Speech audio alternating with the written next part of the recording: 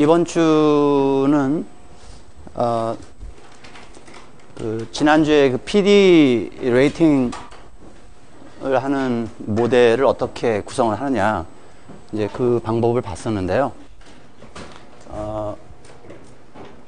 그 로진 모형을 쓰는 것이 이제 일반적인 전통적인 이제 그런 방법인데, 그거 외에 또 다른 방법이 있겠느냐 하는 것을 이제 한번 보려고 하는데요. 그게 여기에 있는 것처럼 해저드 모형이라는 것을 사용을 하면 역시 마찬가지로 신용평가를 위한 어떤 좋은 모델을 도출을 할 수가 있어서, 근데 방법론이 약간 트리키하거든요. 그래서 그냥 혼자 이해하기는 좀 쉽지 않을 것 같아서 제가 이걸 한번 해주려고 하고요. 그 다음에 우리 그 신용평가를 위한 그 로짓 클래스의 모형을 사용을 해서 혹시 EDF라고 부르는 예상 부도 확률을 계산할 수 있겠느냐. 그러니까 무슨 이야기인가 하면, 예상 부도 확률, 보통 EDF라고 하는 그 부도 확률은 우리 PD 레이팅 체계에서 말하는 이제 그 차주의 부도 확률을 이야기를 하는 건데요. 보통 이제 상장된 회사들은 재무제표 데이터가 있고, 그다음에 주가 데이터가 있죠, 그죠? 시가총액. 그래서 주식시장에서 생각하고 있는 특정한 차주나 회사의 그 예상 부도 확률이 얼마나 될까 하는 것을 계산하는 방법론이 많이 알려져 있어요. 근데 예를 들어서 증권사의 부도 확률을 계산을 하고 싶다, 어떤 특정한. 그럼 증권사 중에서는 상장이 돼 있는 것도 있고요, 근데 대부분은 또 안 돼 있어요. 그럼 안 돼 있는 친구들의 부도 확률은 주가 데이터가 없는데 어떻게 계산할 것이냐. 그랬을 때 이제 디투어를 해서 다른 방법이 없겠느냐. 이제 그런 것들이 이제 보통 컨설턴트한테 주어지는 질문들이 돼서 그런 내용을 한번 보려고 하고요. 그러면 아마 이제 오늘 그 시간이 이제 대체로 이제 끝날 것 같고요. 다음 시간은 보통 우리가 이제 바젤에서 규제자본을 계산을 할 때 우리가 보통 이야기하는 신용위험에 관한 대비를 위한 이제 규제자본량이 있을 거고요. 그다음에 시장위험. 시장위험은 우리 회사가 예를 들어서 뭐 주식 가지고 있고 채권을 가지고 있고, 그러면 이제 얘가 그런 리스크 팩터가 움직임에 따라서 그거의 가치가 출렁거릴 수가 있기 때문에 그런 시장 위험에 노출된 부분만큼 또 마찬가지로 규제자본을 쌓고 있어라, 뭐 그런 거거든요. 그래서 그것도 계산을 하고요. 그 다음에 또 하나는 운영 리스크라는 게 별도로 또 있어요. 그러니까 운영 리스크는 중대한 어떤 내부적인 또 외부적인 이유에 의해서 손실이 발생할 수 있는 뭐 사취라든가 전산 시스템 다운이라든가 뭐 화재라든가 뭐 여러 가지 그런 코어 비즈니스를 운영을 하면서 생길 수 있는 운영상의 위험들을 총체적으로 이제 운영 위험이라고 부르는데요. 물론 이제 요새 보면 이제 특정한 금융회사 같은 경우에는 이제 뭐 CEO 리스크도 있고 법률 리스크도 있는 거고요. 여러 가지 이제 리스크들이 있는데, 그런 위험, 그러니까 운영 위험 같은 것은 어떻게 측정을 하고 어떻게 관리하는가 하는 것도 여러분들이 이제 은행에 많이 가게 되면 이제 그런 일을 할 수가 있기 때문에 그 운영 리스크를 잠깐 보려고 하고요.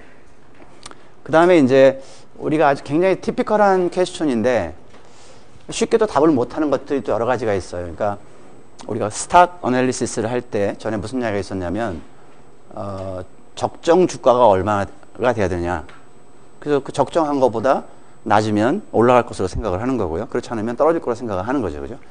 근데 그 말처럼 아주 좋아 보이는 적정 주가라는 게 뭐냐? 이걸 계산하기가 어렵다고 그랬죠. 그죠? 그러면 우리나라의 적정 환율은 얼마나 되느냐? 이것도 굉장히 어려운 문제네, 그죠?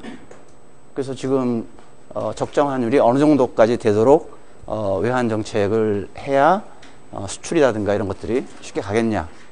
그래서 말은 쉬운데 그 적정이라는 게 항상 늘 정의하기가 어려운 거예요. 또 어려운 것 중에 하나는 예를 들어서 지금 주택 가격이 충분히 떨어졌느냐, 앞으로 더 폭락하겠느냐, 뭐 이런 것도 실은 굉장히 중요하거든요. 그래서 주택 가격이 지금 굉장히 내려온 것으로 생각을 하고 있지만, 뭐 제가 제 집만 봐도 뭐 굉장히 많이 이제 가격이 하락을 해서 가슴이 아픈데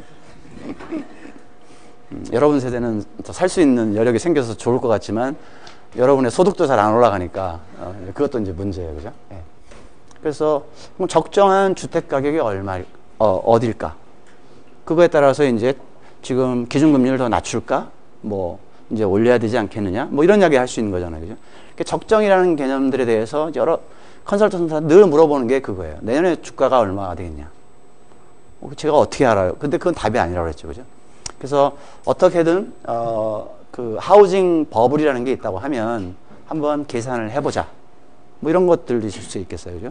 그래서 그런 엑서사이즈를 마지막 시간에 하면 또 의미가 있지 않겠느냐 뭐 하는 생각에 이제 그걸 한번 해보려고 하고요.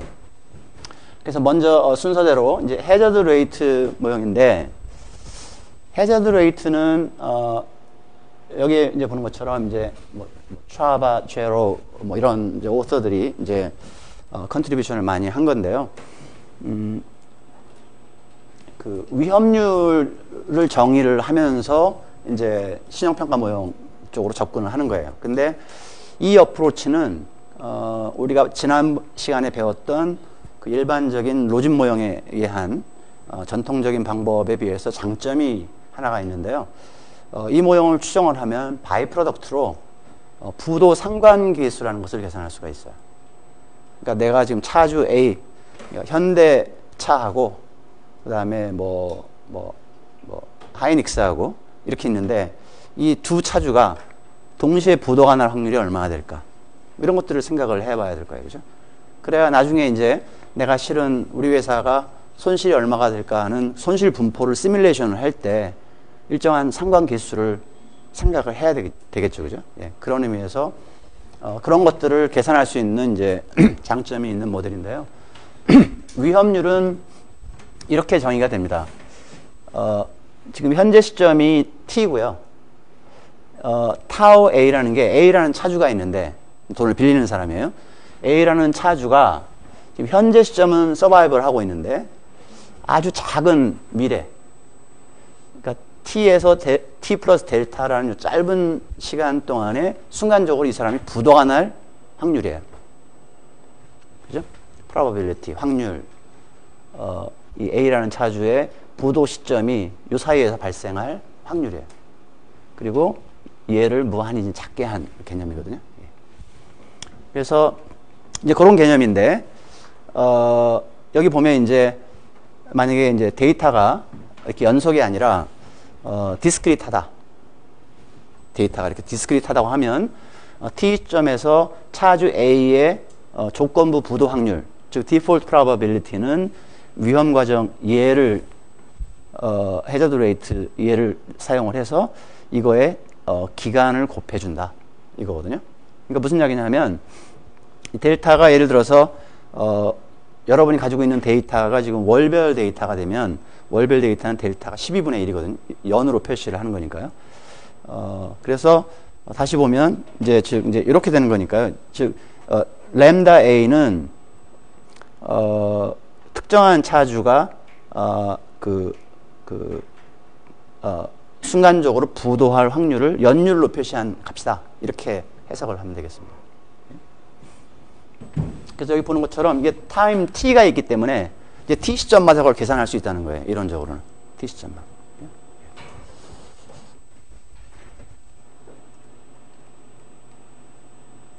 그래서 이제 전통적인 방법과 이 방법이 어떻게 이제 매핑이 되는가 하면, 예를 들어서 우리가 가지고 있는 데이터가 연간 데이터다. 보통 이제 연간 재무제표를 많이 쓰잖아요, 그죠? 연간이면 얘가 이제 1이죠, 1. 그죠? 두 개가 같아요, 두 개가 1. 그랬을 때, 즉 해저드 레이트 또는 부도 확률이라는 것은 어떤 우리가 관측 가능한 값의 함수로 표현할 수 있다.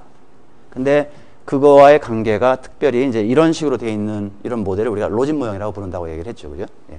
그래서 부도 확률이 이 과정이 조건부로, X의 조건부로 이렇게 결정이 된다 하는 거예요. 그래서 내 캐릭터리스틱이 변하면 얘도 변하는 거죠.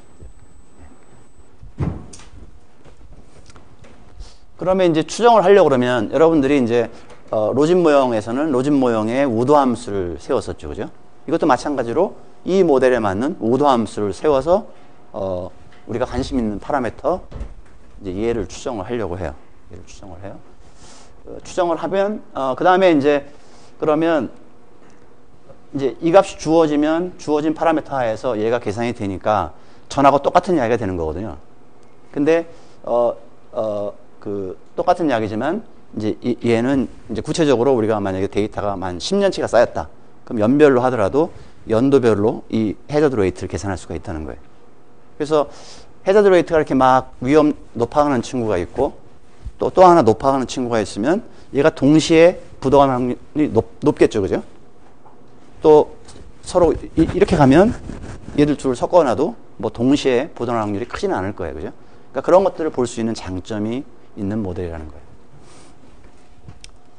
그래서 우도 함수가 어떻게 생겼는지만 알면 여러분은 이제 그 우도 함수를 뭐 가우스나 세스에 적어주면 이제 바로 이제 그 코딩이 되는데 데이터가 좀 희한하게 생겼는데 보통 이 파트에서 이제 그 원래 논문을 읽으면 이 파트에서 여러분이 이제 흥미를 잃고 뭐 할 수 있는가 보다 그리고 이제 지나가는 거거든요.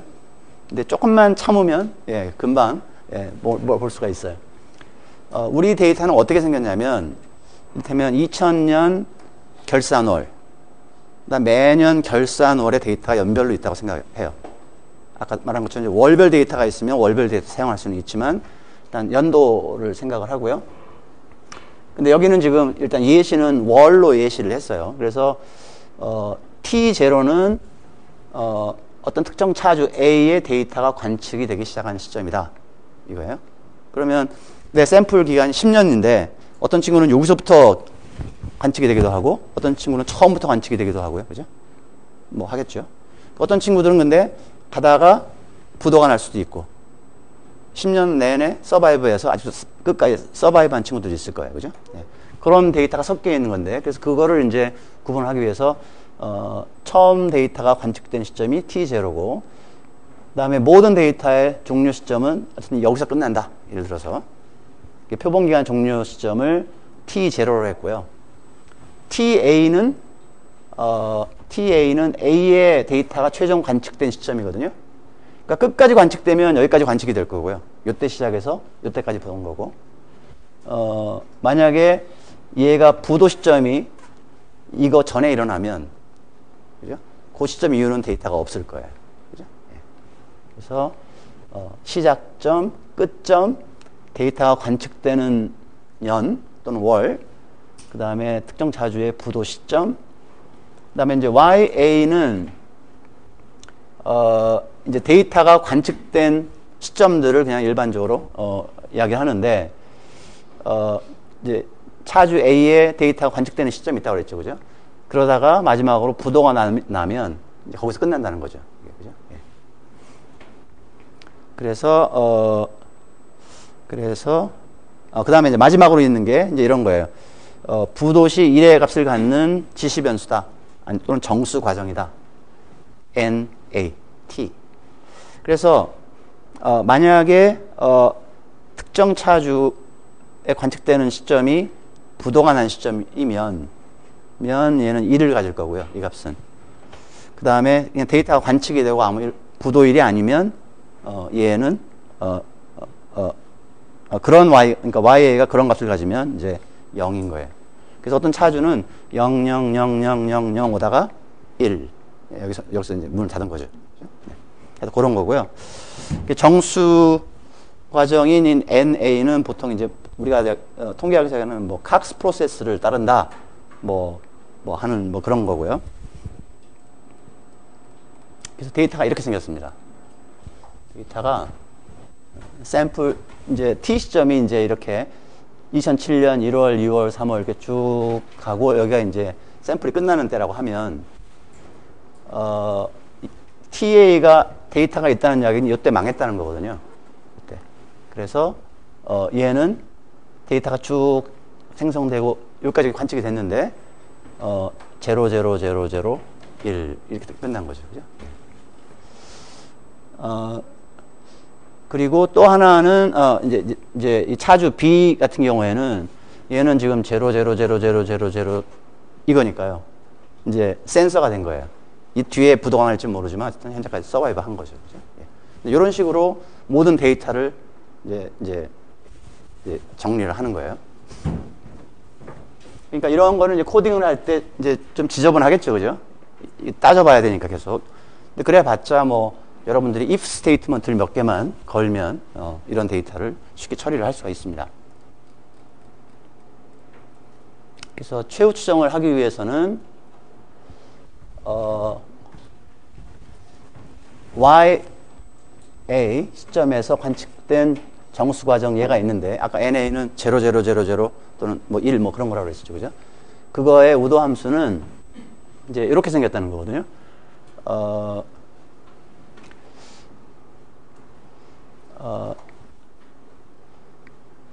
그러니까 요 친구가 만약에 YA가 타우 A면 지금 뭐냐면 망한 시점이라는 거예요. 예. 망한 시점이면 얘가 1이라는 값을 갖죠. 그죠? 예. 그래서 이 데이터 조건부로 과거 데이터 X의 조건부로 얘가 망할 확률의 이것은 곱하기 그렇지 않으면 이제 안 망한 거니까요. 그죠? 이제 얘가 현재 관측된 데이터가 이 시점에 있었을 텐데 이게 미래 시점이니까요. 아직 안 망했다는 거거든요. 안 망했을 때는 1 마이너스 이거다.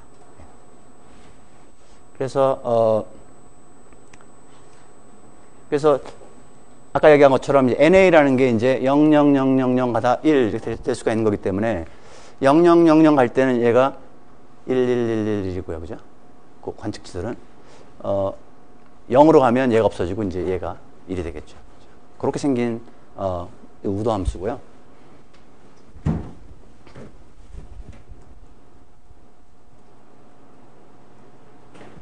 그러면 이제 실제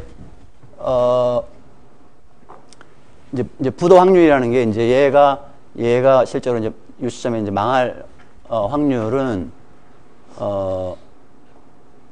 지금 생존으로 쭉 그 전기까지 왔다가 그다음에 망하는 거거든요.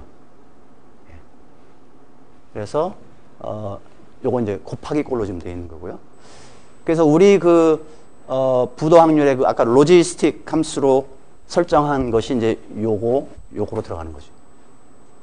그죠? 그러면 요거 안쪽에 베타라는 이제 파라미터가 이제 들어가는 거죠. 그 다음에 이제 망하지 않을 확률은 뭐 이제 당연히 쭉 다 곱해주면 되는 거고요. 예. 그래서 이제 최종적으로 대수 우도 함수는 이제 어떤 데이터가 이거거나 이거일 테니까. 그죠? 예. 그래서 그 결합 확률을 조금 몇 가지 스텝을 좀 거쳐서 쭉 정리를 해보면 이제 이렇게 형태로 나타나는 거예요. 그래서 이제 곰곰이 생각을 해보면 이게 뭐 그렇게 어려운 그 함수는 아니고요. 그 다음에 요 안에 베타들이 들어있다. 이제 그거만 기억하면 되겠습니다.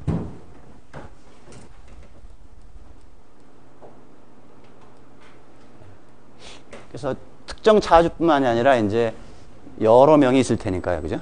여러 명이 있는 데이터들은 이제 결합을 해서 할 때 서메이션 사인이 하나 더 들어간다. 뭐 하는 거죠.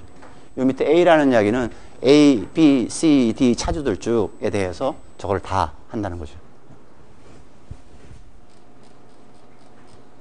그래서 특정한 차주, 다음 차주, 여기 쭉 해서 다 썸을 하면 된다 하는 거죠.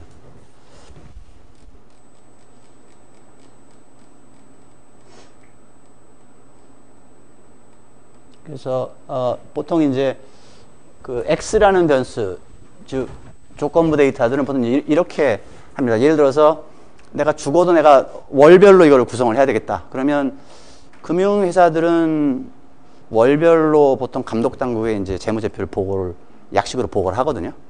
그러니까 금융회사는 그럴지 모르지만 일반 회사들은 아마 쉽지는 않을 것 같아요. 근데 미국은 이게 데이터가 있나 봐요. 실제 월별 데이터가. 그래서 실제 이제 이 원래 논문을 읽어보니까 재무 비율이나 뭐 기타 데이터들은 현 시점이 T라고 했을 때 그 전월, 현재 어베일러블한 데이터로 해야 되는 거니까요. 그러니까 T 시점에는 아직 T 시점 데이터가 완전히 나와서 공표가 안 됐을 수 있기 때문에 그 전월 데이터를 사용한다는 거고요. 전달의 관측치가 존재하지 않으면 전 분기 거를 끌어온다. 뭐 비슷하게 재무 상태가 비슷할 거라고 생각을 하고요. 네. 그 다음에 이제 미관측 존재하면 어쨌든 데이터를 버리지 않는다고 생각을 하면 이렇게 이제 일정한 룰을 만들어서 가장 최근에 어베일러블한 데이터를 끌어다 쓴다. 이제 뭐 그런 것들이 되겠습니다. 네. 그래서 여기 보면 글자가 좀 잘 안 보일 수도 있는데요. 여기 뭐 영업이익률이나 뭐 부채 비율, 뭐 이런 티피컬한 이런 재무 비율들이 이제 들어가고요. 어떤 때는 뭐 교차항도 들어가고, 인더스트리 더미도 들어가고요. 뭐 이게 어느 산업에 속했느냐, 뭐 그런 것도 하고요. 매크로 변수들도 이렇게 들어갑니다. 사이즈 변수, 규모. 이제 부도 상관계수는 이제 저 모형을 추정을 하면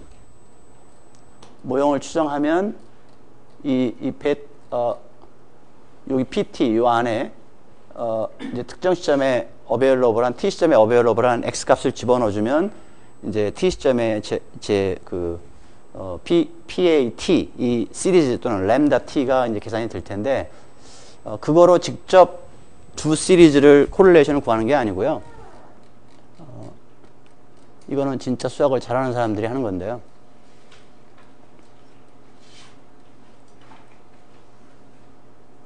그냥 결과만 보고 지나가겠습니다. 인디케이터 펑션이거든요. 인디케이터 펑션인데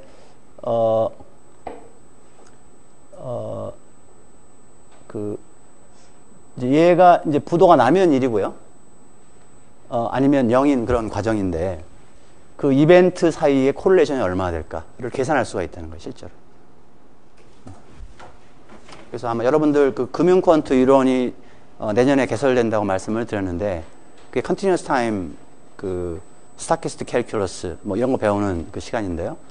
아니면 이제 이자율 모형 같은 그런 이제 에셋 프라이싱 모델을 배우게 될 텐데 이제 그런 걸 하는 사람들이 이제 실제로 얘가 아까 뭐 칵스 프로세스다. 정수 과정이 칵스 프로세스다. 그랬을 때 코릴레이션을 어떻게 구하느냐? 우리가 이 데이터가 있을 때 그러면 얘는 어프락시밋하게 실제로 여러분들이 계산한 이 해저드 레이트 시리즈를 가지고 A 차주와 B 차주 이걸 가지고 계산한 다음에 일정한 즉 이런 방법으로 어저스먼트 팩터를 계산을 하면 얘가 계산된다는 거예요. 그래서 일반적으로 이 숫자는 좀 큽니다. 이 숫자는 아주 작아요. 그래서 전체적으로 이 숫자를 좀 작게 만들죠. 그래서 이런 포뮬라가 있다는 거고요. 참고 문헌은 아까 봤던 그 앞에 있는 그 두 오서를 검색을 하면 이제 원래 이게 나올 거예요. 그래서 실제로 한번 이거를 한번 계산을 해본 적이 있었는데요.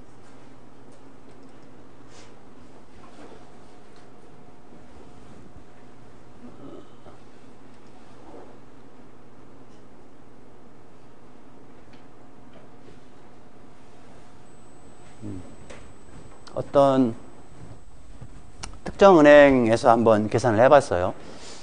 뭐 이런 거 보니까 캔디드 변수들이 굉장히 많았는 모양이죠. 그죠? 그래서 안정성 지표, 수익성 지표, 현금 흐름 지표, 활동성 지표에서 이런 변수들이 여기는 지금 조그만 회사들, 즉 AR이 지금 accuracy ratio가 32%밖에 안 되잖아요.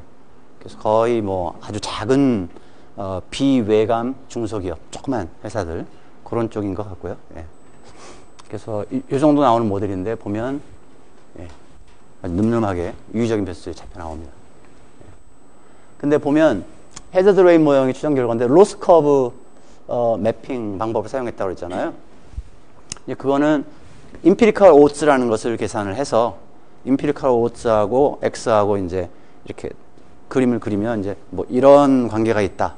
그러면 이런 관계를 커브를 추정을 합니다. 비모수적인 방법으로. 그래서 이 데이터를 그 커브로 이렇게 읽는 거죠. 이렇게. 그 변환한 방법을 사용했다는 거예요.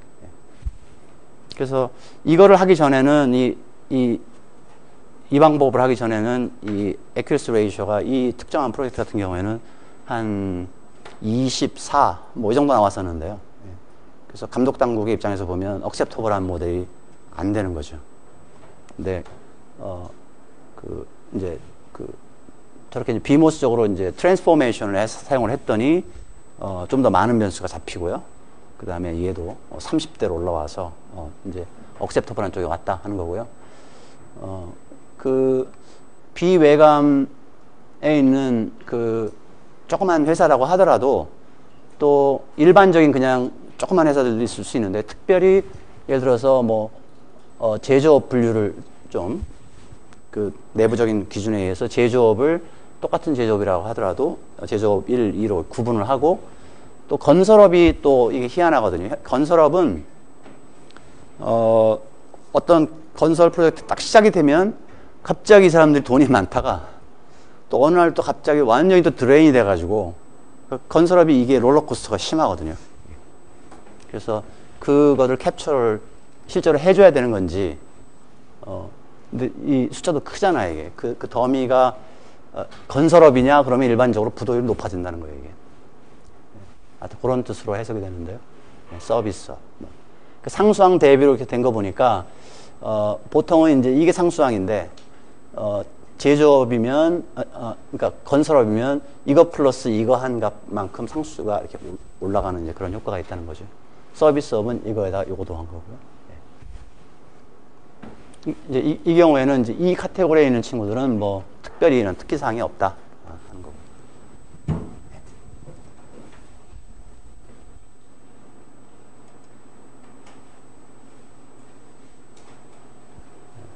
그래서 그러니까 이게 지금 이제 해저드 레이트가 각 기업마다 차주마다 계산이 되기 때문에 모든 페어를 다 코릴레이션을 아까 봤던 그 복잡한 식으로 계산할 수가 있다는 거거든요. 그랬을 때 그거에 이제 평균과 중위수를 따져본 거예요. 그래서 외감으로 분류되는 중소기업들은 전반적으로 코릴레이션이 0.026 정도. 신용 위험을 나타내는 이 부도 차주의 상관계수는 일반적으로 아주 낮은 숫자다 하는 것을 이야기를 하려고 좀 해준 거예요.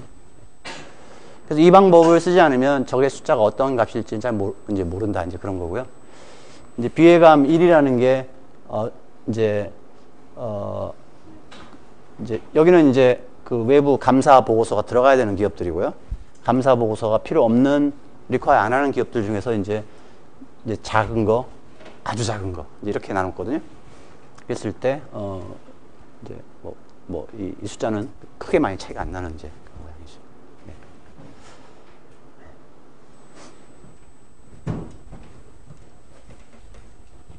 그래서 이제 바이 프로덕트로 이제 이거를, 그러니까 요거를 사용을 해서 이제 이제 부도율을 이제 일단 계산을 해서 이제 전에 봤던 그 신용 등급 이 커브에 매핑하는 방법은 요걸 사용하면 되는 거고요. 그 다음에 바이 프로덕트로 아까 봤던 코릴레이션을 계산할 수 있었다. 이제 그런 게 되겠습니다. EDF는 이제 기본 개념이 이제 이렇게 되는데요. 어떤 회사의 이제 이게 자산 가치입니다. 지금 현재. 자산은 이제 밸런스 시트상에 이제 왼쪽에 있는 거죠. 그죠? 자산. 오른쪽에 있는 것은 이제 부채하고 에쿼티, 주식, 자본금이죠. 그죠? 부채하고 자본금을 더한 게 실은 자산인데요. 상장이 되어 있는 회사는 에쿼티는 시가총액이 늘 나옵니다. 그죠? 주가가 트레이딩이 되니까 시가로 평가가 되고 있는 거예요. 그죠? 네. 근데, 특정 회사가, 1년 만에 갚아야 되는 부채를 보통 이제 유동부채라고 부르고, 1년 이후에 만기가 돌아오는, 차입금들은 이제 우리가 보통 이제 고정부채 이렇게 부르거든요. 근데 대부분의 기업들은 유동부채가 많습니다. 1년 내에 정산을 해야 되는. 근데 뭐 어떤 회사들은 이제 뭐 그 이상으로 빌리는 데도 있고요. 그러면, 그러니까 아직 만기가 돌아오지 않은 부채 항목들은 시장에서 늘 평가가 되고 있는 게 아니라는 거죠. 거래가 안 되니까. 내가 가지고 있는 부채를 막 거래를 해서, 싼 값이면 내가 지금 부채를 갚아버리고 뭐 이런 일이 없다는 거예요, 보통. 그래서 부채가 시장에서 매일매일 시가로 환산이 되지 않고 있기 때문에 자산 가치도 모른다는 거죠. 그죠? 엄밀하게 이야기하면. 근데 루스하게 하여튼 우리가 얘를 계산을 하면 루스하게 북에 적혀 있는 라이어빌리티하고 그 다음에 시가총액의 합과 비슷할 것이다. 이제 이런 거예요. 자산 가치라는 게 이제 그런 건데 그 자산 가치가 이제 이렇게 이제 플럭추에이션을 하거든요. 그래서 1년 동안 안에 호라이즌이 이제 예를 들면 1년 안에 내가 갚아야 될 게 이거라고 생각을 해보면요. 이 수준. 그러면 나는 이렇게 와서 이렇게 끝나면 내가 이만큼 갚아야 되는 건데요. 내가 에쿼티하고 라이어빌리티 그 합계에 해당되는 자산이 이렇게 되면 난 충분히 얘를 커버할 수가 있는 거잖아요, 지금. 그죠? 그러니까 나는 부도를 안 낼 거라는 거예요. 근데 어떤 회사는 이렇게 가다가 이렇게 가는 경우도 있죠. 그러면 이 부채를 커버를 못 하는 거죠, 그죠? 그러면 그런 회사는 망할 것이다. 이렇게 생각한 거예요. 1년 안에 어느 시점 안에서 이런 쪽으로 와서 이렇게 끝나는 친구들은 망할 것이다. 라고 이제 보는 건데, 그러면 이제 그래서 EDF라는 것은 뭔지 모르지만 자산 가치가 어딘가에 이제 착지를 할 텐데, 뭐 평균적으로 한 이 정도 갈 것이다. 근데 이렇게 올라갈 수도 있고 떨어질 수도 있기 때문에 분포를 거기서 이렇게 보니까 평균점이고요. 그 다음에 요 확률이 얼마나 되겠냐는 거예요. 요 확률이. 떨어질 확률이. 그래서 우리가 이 자산 가치라는 게 어떻게 움직이는 건지 모르지만 예를 들어서 보통 우리가 연속 과정에서 이야기하는 지오메트릭 브라우니언 모션 과정이다. 그러니까 지오메트릭 브라우니언 모션이라는 일종의 랜덤 워크 과정이죠. 랜덤 워크 과정을 가정을 하고 그러면 이제 그 잔창에 일반적으로 이제 어떤 분포 가정을 하게 되는데 정규 분포를 가정하게 됩니다. 그래서 그 정규 분포하는 특성을 이용을 해보면 자산 가치가 요때 있다고 하면 일정한 파라미터, 즉 얘가 플랫하게 갈 확률이 평균적으로 높으냐 아니면 살짝 그로할 확률이 높으냐 이거예요. 일단 살짝 그로할 확률이 높은 친구들이 확률적으로 이쪽에 덜 가겠죠, 그죠? 그래서 이렇게 결정하는 파라미터가 하나 있는데요. 그 지오메트릭 브라우니언 모션에서 그게 보통 이제 우리가 나중에 이제 보게 될 텐데요. 일종의 자산 가치의 기대 수익률이라고 생각하면 되겠어요. 기대 수익률. 얘가 얼마나 그로할까 하는 거죠, 그죠? 예. 그리고 자산 가치가 이제 평균적으로 저렇게 약간 올라가는 쪽으로 갈 것이다. 파지티브로 갈 것이다. 하는 게 있고, 그 다음에 얘가 요 주위에 타이트하게 분포할 것이다. 또는 넓게 분포할 것인가에 따라서 이 값이 달라질 거라고요. 그래서 작게 탄착점이 결정되는 이런 친구들은 이제 시그마 파라미터가 하나 들어와서 얘가 그런 경우에는 이제 이렇게 볼록 승계 나올 거고요. 이제 그 볼러틸리티가, 즉 자산 가치의 볼러틸리티가 큰 거는 이렇게 스프레드가 돼서 이게 될 거라는 거죠. 그럼 이론적으로 이해를 이제 계산할 수가 있는데요.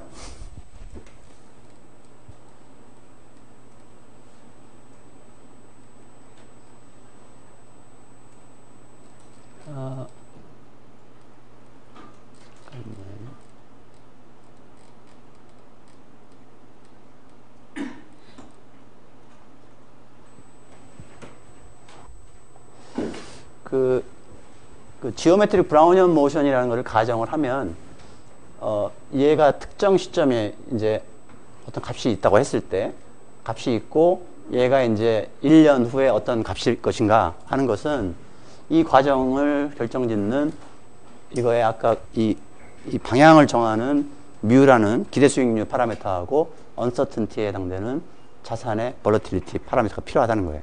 그것만 여러분들 추정할 수가 있으면 그러면 현재 시점에서 미래 시점의 값도 평균적으로 계산할 수가 있고 그 다음에 그거의 분포도 계산할 수 있다는 거예요. 그래서 부도 확률이라는 게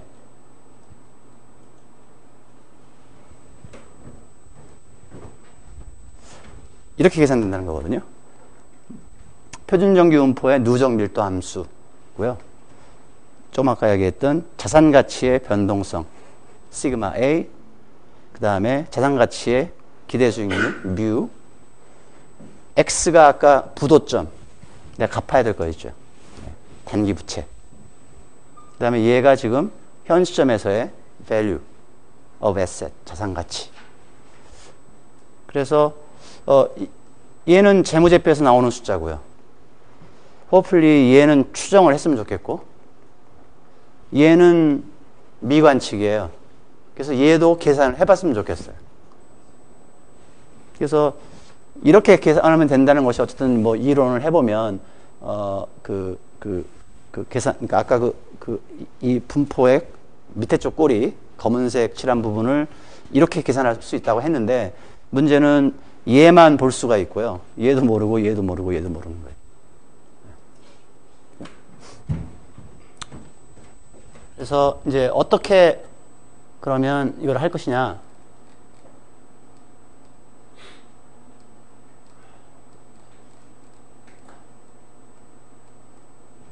이제 자산 가치를 아까 이렇게 지금 가정을 했고요. 이렇게. 예. 이게 보통 우리가 지오메트릭 브라우니안 모션이다. 이제 이런 거고요. 그래서 이제 요 식이 이제 중요한 식이 되는데요. 그 회사의 가치.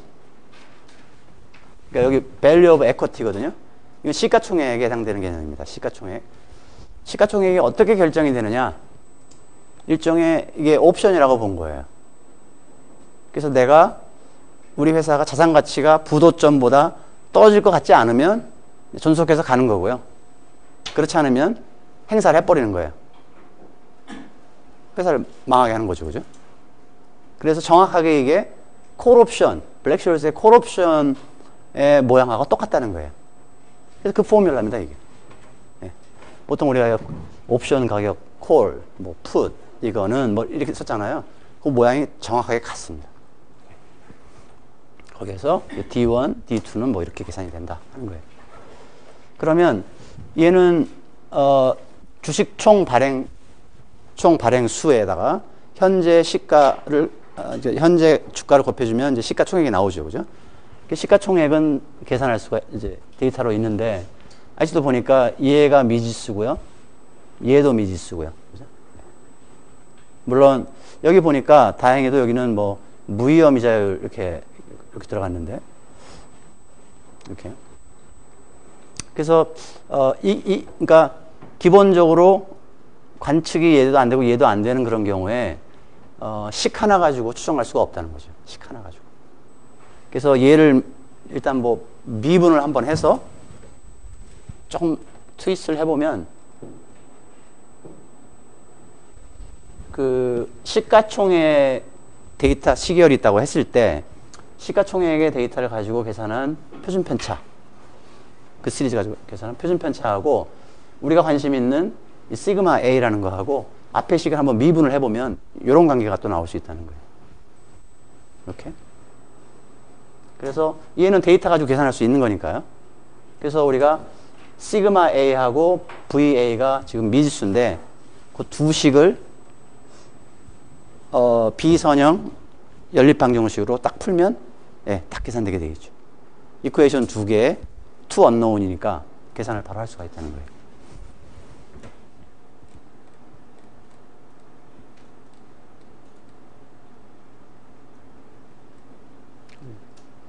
그러니까 만약에 그 리스크 뉴트럴한 아까 R이라는 게 이제 무위험자에 들어온 것은 이제 위험 중립하에서의 이제 그런 거고요.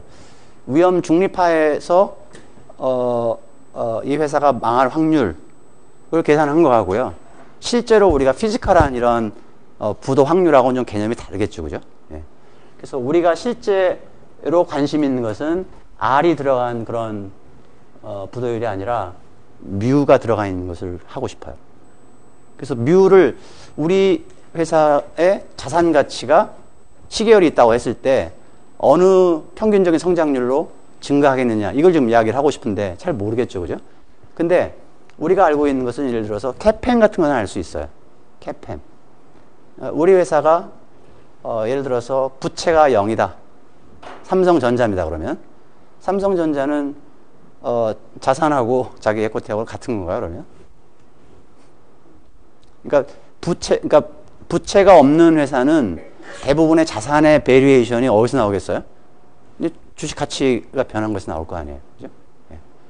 그러면 그냥 CAPM을 쓰면 CAPM의 그 기대 수익률, 우리 뮤에 좋은 캔디데이트가 된다는 거예요. 그래서,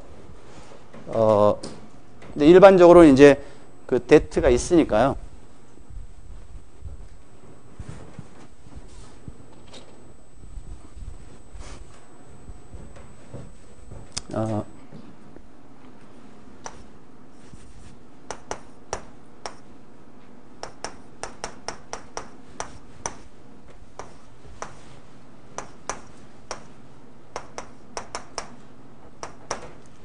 이게 자본금이고 이게 데트 또는 라이빌리티라고 하면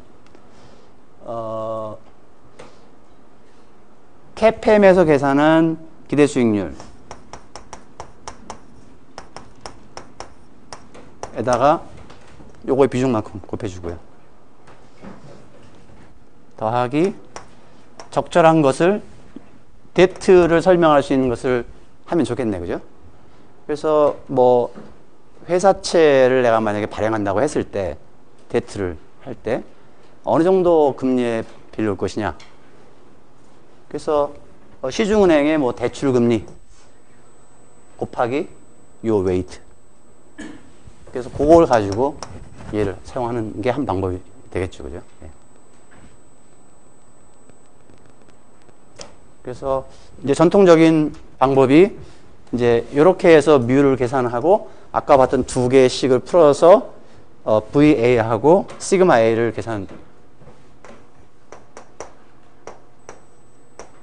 계산해서 이제 EDF를 이제 시점마다 계산을 쭉 할 수가 있는 거잖아요. 그래서 한번 해 보니까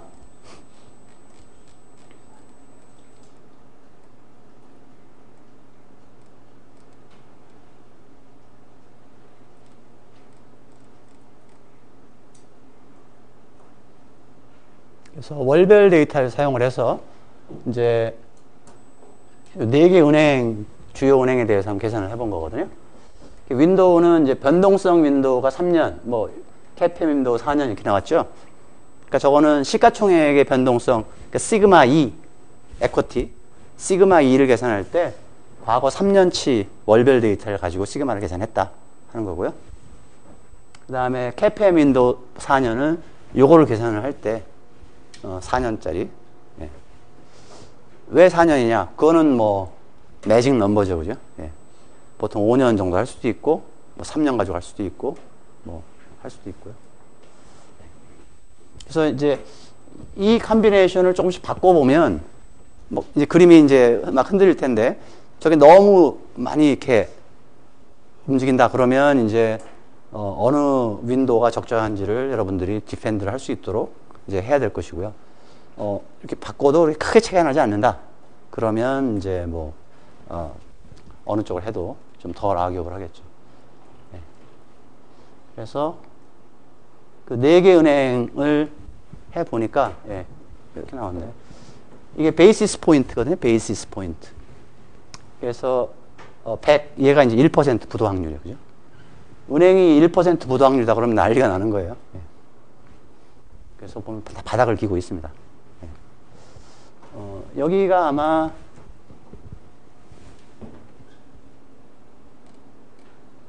네, 특정한 은행이라 표시를 안 했는 모양인데 뭐 우리은행인가요? 어려웠을 때. 그리고 실제로 이제 여기 보니까 2008, 9죠, 그죠? 2009에는 생각보다는 많이 올라갔어요. 네. 그러니까 1년 이내에 네. KB 네. 꽤 많이 올라갔네, 그죠? 네.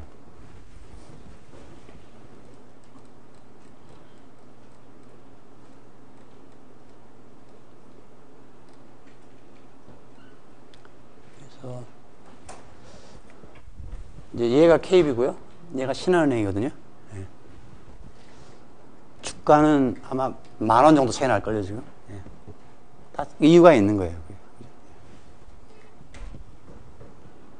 그래서 이제 이 특정한 이제 은행인 경우에는 이제 왜 이 팩터가 생겼느냐, 이제 뭐 그래서 그걸 줄이기 위해서 이제 위험관리위원회 뭐 이런 데서 저런 숫자를 이제 늘 이제 관측을 하겠죠. 근데 여기에 있는 은행은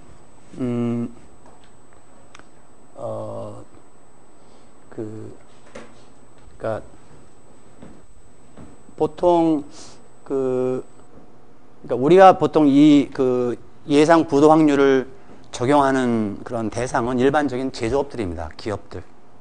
그래서 시가평가사에서 일반 제조업에 관한 이런 EDF는 우리가 재무제표 정보는 분기에 한 번씩 나온다고 하더라도 주가는 계속 순식간에 변하니까 거의 뭐 분 단위로 계산할 수가 있는 거예요. 이론적으로는. 근데 부도점이라는 것은 이제 3개월 동안은 이제 이 정도로 가다가 부채가 늘어나면 이렇게 가겠죠. 그죠? 또 이렇게 가고 떨어지면 이렇게 떨어져 가는 거고요. 근데 주가는 이제 막 움직이니까. 그죠? 그래서 그 정보를 사용을 해서 이제 이거를 거의 실시간으로 이제 모니터를 이제 하고요. 근데 은행 같은 경우는 이제 이게 데이터가 안 나옵니다. 그러니까 은행은 제조업하고 또 굉장히 다른, 은행이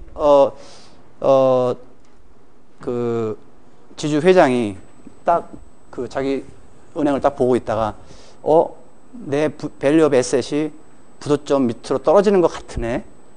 그렇다 부도를 내요.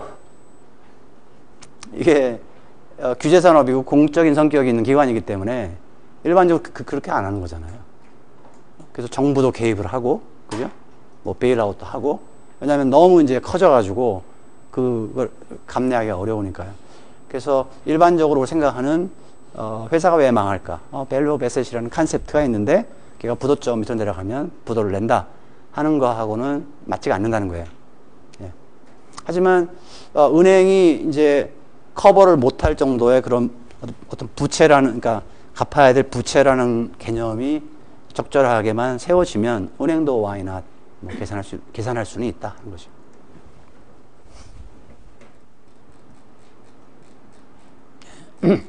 그래서 감독원이나 예보 이런 데에서는 거의 모든 금융기관, 상장된 기관은 이걸 계산을 해서 모니터를 합니다.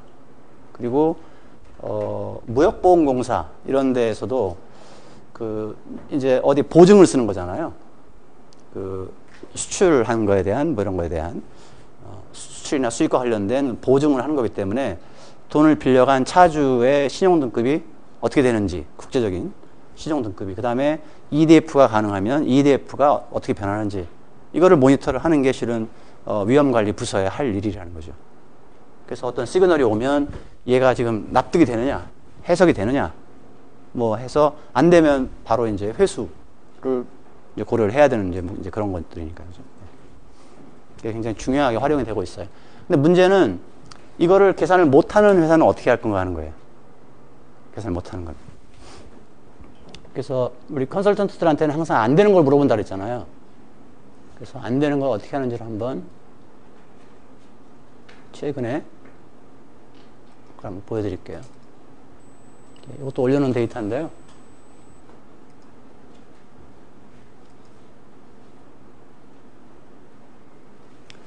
그래서 이제 증권 산업의 예를 한번 이제 들어본 건데요. 이것도 올려놨는데 자료를. 아까 봤던 그 EDF를 계산하는 로직은 블랙쇼스의 옵션 가격 결정 이론을 실은 따온 것이다. 뭐 그런 건데, 우연히 같은 시기에 머튼도 같은 연구를 했어요. 그래서 보통 이제 우리가 머튼 블랙쇼스 그 모형이라고 하는 거고요. 그래서 이제 EDF가 이제 상장사에만 적용이 가능하고 미상장인 예를 들면 금융투자회사 이런 데는 적용할 수 없는 한계가 있기 때문에 혹시 그 비상장사의 재무지표를 사용을 해서 어떤 뭐 그런 개념의 비슷한 거를 만들어 볼 수가 있겠느냐 뭐 하는 거죠. 이제 현재는 어별로 하지 않고, 그래서 여기는 어떻게 됐냐면 증권이 지금 62개사가 오퍼레이션을 하고 있는데 그 중에서 상장사가 지금 22개입니다. 그래서 우리 접근 방법은 로짓 스타일의 모형을 부도율 모형을 짜는 거예요. 그러면 로짓 모형에서 나온 부도율이 하나 있을 거고요. 이 회사가 상장된 회사면 EDF에서 나오는 부도율이 있을 거예요. 그죠? 둘 다 예상 부도율이거든요. 그래서 이것들을 이제 가로축에는 로짓 모형에서 나온 부도율을 놓고 세로축은 EDF가 계산된 친구들을 해서 만약에 우상향하는 단조적인 이런 어떤 패턴이 있다고 하면 그러면 로짓 모형은 재무제표만 가지고 좀 만든 거잖아요. BSPL만 가지고. 그러니까 밑에 축의 값은 있는 거예요. 그죠? 그래서 그 두 개 사이에 어떤 관계가 있다고 했을 때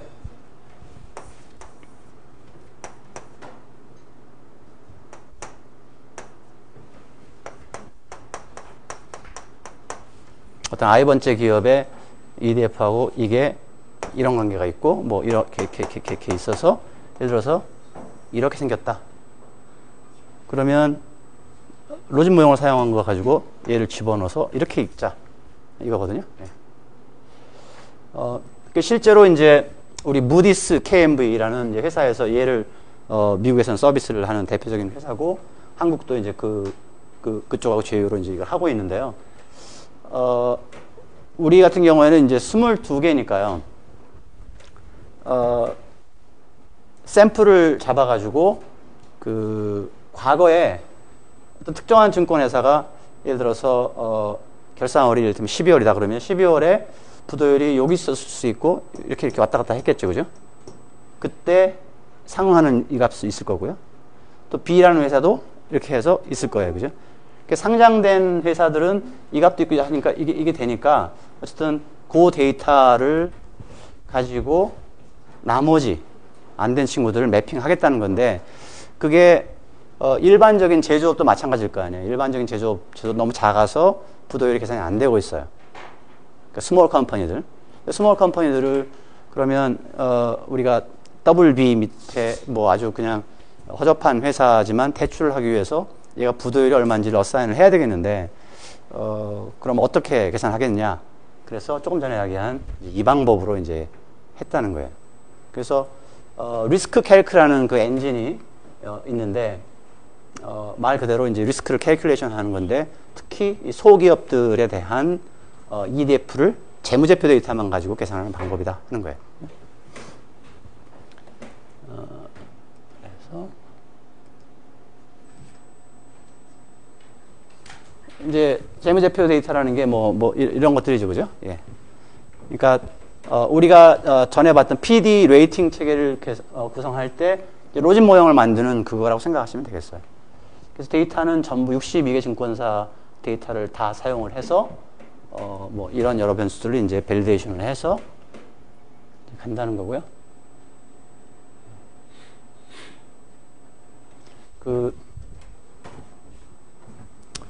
회사에 있는 사람들이 왜 이렇게 바쁜가 봤더니 이제 법인세 공제 전 총자산 이익률을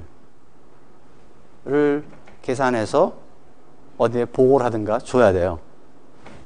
그러면 정의를 보니까 이렇게 생긴 거거든요. 그죠? 그러면 얘하고 얘는 영업보고서 몇 번에 들어가 있고 얘하고 얘는 또 어디에 있고 데이터베이스에 이렇게 들어가 있어요. 그럼 내가 여기서 SQL로 따오는 거예요. 걔를 불러와서 이렇게 쭉 엑셀에다 놓고 따라 더하고 빼고 하면 딱 계산이 되는 거거든요. 눈이 침침하겠죠. 그죠? 그 여러 가지가 있고 늘 같은 거 계산하는 것도 있지만 아닌 것도 계산을 하잖아요. 그래서 그런 거 하다 보면 시간이 정말 막 깨지는 거예요. 내가 어디서 하나 엉뚱한 숫자를 잘못 불러와가지고 보고서를 잘못해서 잘못 나오면 이 엉뚱한 숫자가 나올 거 아니에요. 그러면 자기가 이제 처음에 물어올 때 잘못 물어온 걸 생각을 안 하고 왜 이 숫자가 이렇게 돼 있지? 이제 그 고민하다 보니 퇴근을 못 하는 거죠. 실제로 많이 그렇습니다. 예. 그러면 스마트한 사람들은 어떻게 하느냐? 감독원이나 예보 같은 경우에는 이분들은 스마트한 분들이라 데이터 매니저가 있어요. 데이터 매니저가 있어서 이렇게 후보 지표들도 있고 실제 사용하는 지표도 있고 여러 가지 지표들이 있잖아요. 산식을 다 등록을 해가지고 자동적으로 늘 계산이 됩니다. 주기적으로 담당자가 꺼내 봐갖고 숫자가 좀 이상하다. 그러면 추적해서 데피니션은 변경됐다. 이렇게 해갖고 그런 것만 딱 해주면 나머지 사람들은 다 가서 그냥 조회만 하면 되는 거잖아요. 그래서 그렇게 지금 돼 있어요. 근데 우리도 이런 리서치를 하러 들어갈 때 처음부터 이걸 만들어가면서 하기 시작하면 그러면 이제 프로젝트가 오래 걸리는 거예요. 그래서 그럴 바에야 우리 리서치 팀들이 한 몇 년 전에 이런 데 들어가서 작업을 할 때 데이터 매니저라는 것을 하나 만들어 보자, 일단. 그래서 이번 일뿐만이 아니라 뭐 3년 후에 다시 또 업데이트 하러 올 때 또 똑같은 고생을 하지 말고 이참에 하자. 그래서 그 시스템들이 잘 돼 있어요. 그래서 외국에 있는 사람들도 한국에 와 시스템 벤치마크 할 때 다른 것보다도 이런 것들을 굉장히 좋아하더라고요. 퇴근 시간이 빨라졌습니다. 그래서 로그워츠 변화는 이제 이렇게 한다고 그랬었죠. 그 재무제표에가 있으면 빨간색이 있으면 어떤 예를 들어서 뭐 BIS 비율이다. 그러면 아니 여기 뭐 그 영업용 순자산 비율이다. 그러면 그런 이게 데이터가 지금 이제 2,700 몇 개 이제 분기 데이터니까 아마 그럴 거예요. 있으면 얘를 90개씩 그러니까 동일한 개수만큼 30개 구간으로 자른 거예요. 나눈 거예요. 왜 90개씩 30개 구간으로 잘라느냐? 물론 50개 구간으로 해도 돼요. 뭐 20개로 해도 되고요. 근데 해봐야 알아요, 그거는. 왜냐면 이제 모양이 나와야 다음에 보여줄 텐데. 그래서 처음에는 한 50개씩 자르려고 했는데, 해보니까 변별력이 없어서 30개 정도로 자르니까 이제 모양이 보였다는 거고요. 그러면 30개 구간 안에 이제 90개씩 들어가 있으니까 숫자가 그 평균 값이 있을 거고요. 그죠? 그 다음에 그 한 특정 구간에 있는 이제 90개의 숫자는 거기에 해당하는 회사가 있으니까 그 회사들이 과연 고값일 때 부실이 났는지를 카운트를 하는 거예요. 그래서 90분의 뭐 9가 무너졌다. 그러면 뭐 10%가 무너진 거잖아요. 그죠? 예. 그래서 그게 이제 실증적인 부실이고요. 그 다음에 일반화해서 하면 이제 되는 거고요. 그래서 이게 임피리컬 오어츠거든요. 그래서 임피리컬 오어츠가 일반적으로 이제 종축이 되는 거고, 그 다음에 우리가 가지고 있는 X, 그게 이렇게 되는 건데, 그래서 실제로 해보면은요, 첫 번째 이 캔디드 변수, 영업용 순자본 비율 같은 경우는, 이게 좀 모양이 좀, 별로 그렇게 안 좋네요. 그죠? 근데, 이런 변수는 좀 변별력이 있어 보이죠. 그죠? 네, 변별력이 있어. 그러니까, 요 매직한 이 선 어떻게 나왔냐. 이게 이제 비모수적인 방법. 즉, 로스 커브라는 방법이 이제 저거예요. 이비스에도 이 펑션이 있고, 이비스에는 펑션은 있는데, 이렇게 그림만 나오고 끝이고요. 셋을 여러분이 써서 이 임피리컬 이런 커브를 추정을 하면, 나중에 이제 요 값을 넣었을 때 이 값이 뭐냐를 읽어줍니다. 굉장히 편리하죠. 그죠? 그래서 이런 변수는 원래는 얘가 이런 관계여야 되거든요. 직선의 관계. 그래야 그 로진 모형을 할 때 피팅이 잘 되는 건데, 근데 이제 이렇게 휘는 이제 직선 관계가 아니기 때문에 이 데이터 값을 쓰지 않고 이렇게 이거 쓴다고 그랬죠. 그죠? 이렇게 트랜스포메이션 합니다. 그래서 몇 개를 더 찍어 보면, 예. 그러니까 이런 변수들은 이런 관계에 있는 것 같았는데 또 살짝 올라가는 관계에 있는 것 같기도 하고 뭐 이런 거였었거든요. 근데 변환을 시키면 이제 이 정보도 저 정보도 다 쓴다는 거예요.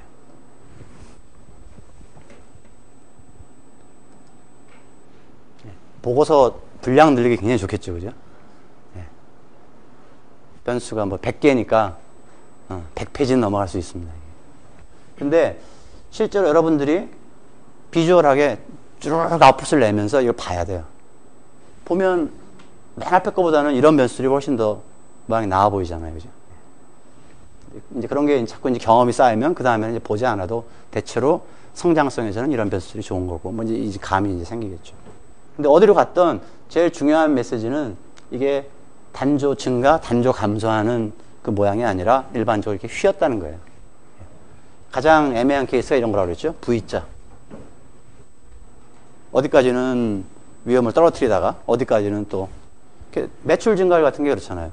매출이 처음에 막 증가하면 회사가 잘 나가고 부실이 잘 안 날 것 같은데 어느 순간 더 이상이 되면 이제 너무 푸시를 한 거예요. 모뉴엘. 그렇잖아요. 매출이 너무 빨리 증가를 해서 당연히 그런 회사는 사람들이 봐야 되는데 다 놓쳤다는 거 아니에요. 심플한. 근데 그게 지금 이런 관계이기 때문에 그렇습니다. 그래서 그 중에서 이제 이제 여기서 이제 어떤 변수를 살리고 죽일 것이냐, 뭐 그거는 이제 지난번과 똑같은 스토리니까 넘어가고요. 이제 결과를 보여드릴게요.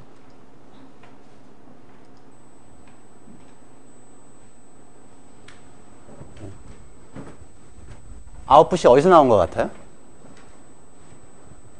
세스 아웃풋입니다. 세스 아웃풋.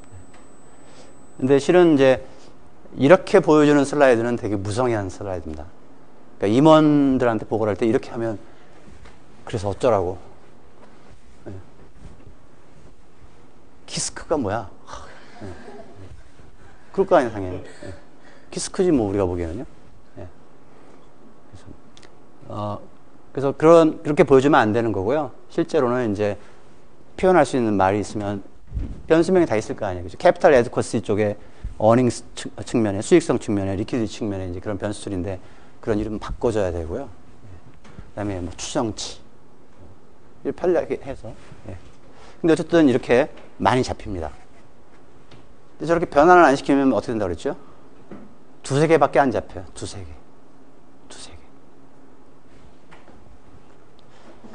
그 다음에, 모델, 그랬더니 이제 쭉 나왔는데요. 다 개별적으로 유의적이고, 근데 요 같은 수인데 다른 변수로 이렇게 유의적인 것도 있겠죠. 그죠? 그런 거는 어떤 모델이 낫다고 판정을 하죠? 요거.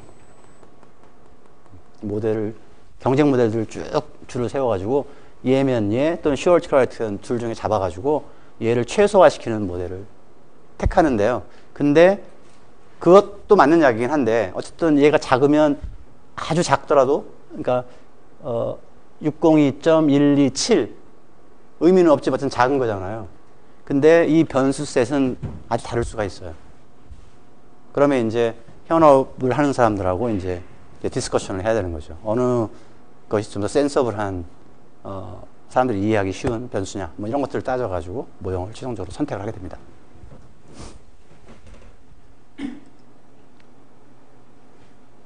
네, 그래서 해봤더니 이제 이 교보증권 같은 경우에는 이제 실제로 상장이 되는 회사들이니까 EDF가 계산이 될 수 있었고요. 그 다음에 저쪽에 부도확률 그 모형을 해서 나온 거고요. 네, 쭉 다 돼 있죠. 여러분들이 인턴을 나갈 회사들이 많네요.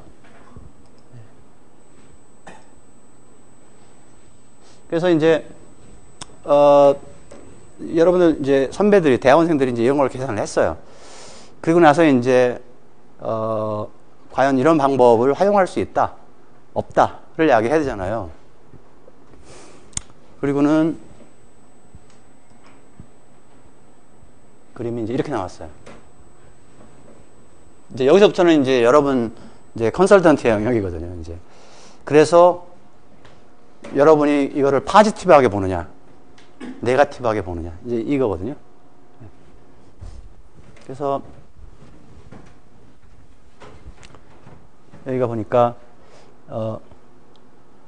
0.05니까 이게 한 5%라는 뜻일 거예요. 그러니까 증권만 해도 은행보다는 훨씬 더 이 부도율이 높겠죠, 이게. 그죠? 시중 등급도 훨씬 낮으니까. 그래서 여기가 실은 PI인데, 그러니까 부도 확률 그냥 PI예요. 로그 오츠는 아니죠, 그죠? 로그 오츠는 로그를 취한 pi 나누기, 그러니까 pi 오버 1-pi인데, 생각 없는 컨설턴트는 이렇게 표시를 하는 거고요. 그죠? 여기 그냥 부도 확률 이렇게 하고, 여기는 EDF 이렇게 해서 이제 보여야 되는데, 이렇게 나왔어요. 그러면 여러분들은, 파지티브한, 제안을 할 거예요? 아니면, 그러니까 일단 판정하는 기준은 뭐가 돼야 되겠어요? 단조 증가해야 되죠, 그죠? 이쪽은 뭐 해보이는데 이런 것들 때문에 지금 그렇죠? 영향을 받은 것 같고 이쪽으로 와보니까 여기서는 또 이렇게 돼 있네요, 그죠? 이렇게. 그러면 여러분들이 이거를 EDF를 실제로 이제 계산되는 친구들은 이제 모니터를 할 수가 있는 거고요. 그 화면에 이러한 로직을 타고 계산한 이 값이라도 보는 게 좋겠는지 안 좋겠는지 그거를 지금 이야기하려고 하는 거예요. 여러분은 어떻게 이야기를 할 수 있을 것 같아요? 우리 대학원생들은 단조 증가하지 않음. 버릴 것. 그 이야기가 이걸 하자고 하면 그러면 맞아 이거 다 구축하고 나가 이제 이거니까 일하기가 싫은 거예요. 그래서 단조 증가하지 않음 딱 이렇게 했어요. 여러분이 컨설턴트라면 어떻게 해야 될까요? 컨설팅 회사는 실은 일감이 참 롤러코스터예요. 그래서 한 3팀을 1년 동안 가동을 하면 2팀은 나가서 일하고 1팀은 잠수 타고 있거나 아니면 제안서 쓰고 앉아 있는 거거든요. 다음 일을 위해서. 그래서 시프트를 하는 거거든요. 그 다음에 일할 거를 남겨놓는 게 굉장히 중요해요. 긍정적으로 이야기를 하는 거죠, 이를테면. 이럼에도 불구하고 전체적인 픽처가 나쁘진 않다. 근데 우리가 관심 있는 회사가 어디겠어요? 부도율이 거의 낮게 나오면 이런 친구들이 지금 관심 있는 게 아니잖아요. 설사 이렇다고 하더라도 이쪽에 관심 있는 게 아니기 때문에 이런 영역에 있는 친구들 좀 봐야 될 필요가 있으니까. 그래서 보는 게 좋겠다. 근데 이런 점이 부담이 되기 때문에 좀 더 데이터가 좀 더 쌓여야 되겠다. 그러니까 다음에 들어와 내가 하겠다는 뜻이죠. 그러니까 3년 후에 들어와갖고 그렇게 이야기를 하고 나가야죠. 또 틀린 이야기도 아니죠, 뭐. 그렇죠? 여기가 부담스러우면 여긴 그냥 정황적으로 봐서 이렇게 피면 되죠, 뭐. 그죠? 여기는 이렇게 보겠다. 아니면 여기 얼마 이하에서는 그냥 플랫으로 보겠다. 그렇게 할 수도 있는 거고요. 그것 때문에 죽고 사는 문제가 아니니까. 그래서 우리 대학원생들은 그냥 부정적인 그거로 컨클루전을 했는데 제가 발표할 때 지금 톤으로 바꿔서 발표를 했거든요. 그래서 아마 3년 후에 들어가서 해야 될 것으로 생각합니다.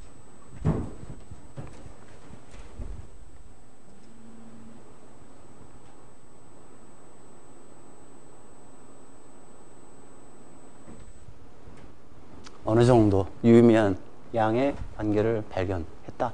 그러니까 항상 뭐를 하더라도 네거티브한 결과가 나오면 그게 끝이에요. 데드엔드거든요. 그래서 여러분들이 무슨 나중에 이제 논문 그런 거를 할 때, 현상 공부 이런 거 할 때도 그래서 예측이 안 된다. 네거티브한 거거든요. 그럼 그게 거기서 끝이에요. 좀 뭐가 좀 이상하더라도, 그러니까 네이버 트렌드 데이터를 사용을 해서 해봤더니, 내가 어느 특정한 회사가 주가가 올라갈 것이냐 떨어질 것인가를 해봤더니 53%의 확률로 내가 맞힌다. 50%면 그냥 동전 던지는 거잖아요. 53%의 확률로 임프루브가 됐다. 그러면 그거는 더 푸시를 할 일도 있고, 뭐, 그죠? 53, 54, 55 이렇게 쭉 올라가는, 이런 게 되는데, 해봤더니 이건 죽어도 50이다, 50. 그럼 거기서 딱 종결이거든요, 이게. 그래서 컨설턴트는 약간 좀 긍정적으로, 좀 더 생산적으로 미래의 워크를 남겨두는 방향으로, 그래서 좀 더 생각할 시간을 갖는, 뭐, 그런 쪽 마인드가 중요한 것 같아요. 이게 가우스 코드인데요.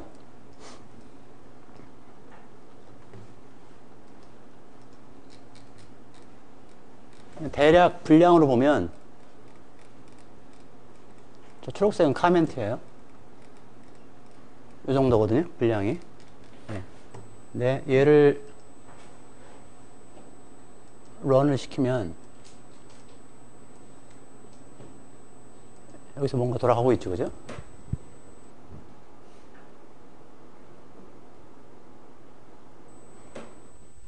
그러니까 여기에 있는 것은 뭘 지금 하고 있는 건가 하면요. 아까 그 시그마 A, VA 얘를 과거 2년치 월별 데이터를 가지고 이 시점에서 계산하고요. 하나 버리고 하나 업데이트해서 이 시점 가지고 계산하고. 그래서 뮤하고 이것뿐만 아니라 뮤까지 뮤, 시그마 A, VA를 계산하는 것을 지금 쭉 하고 있어요. 현대 헤비 인더스트리, 현대중공업. 현대중공업의 자산가치라는 시리즈가 어떻게 생겼을까를 지금 계산을 해보느라고 하고 있는데 거의 다 끝났습니다. 이제 보면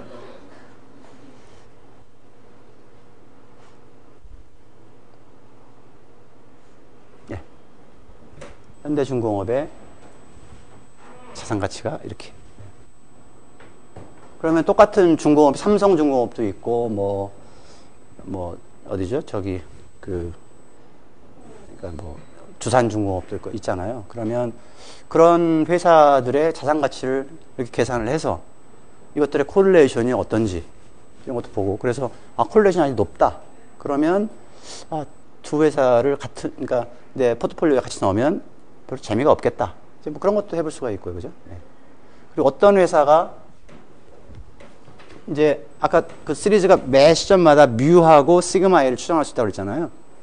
그럼 시그마 A는 클수록 그 회사가 이제 좀 임플리케이션이 있는 거잖아요, 그죠? 이 EDF에 뮤가 큰 회사 상대적으로 좋은 거죠, 그죠? 예.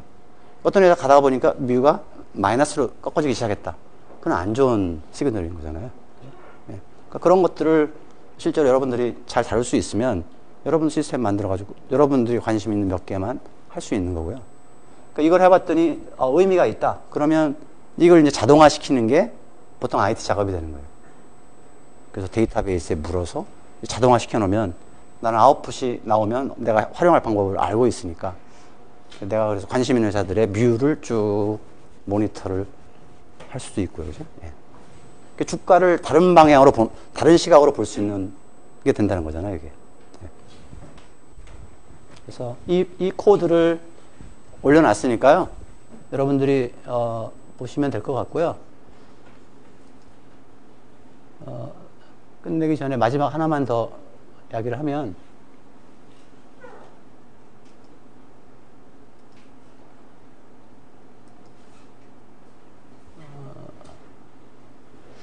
리딩으로 되어 있는 게 하나 있는데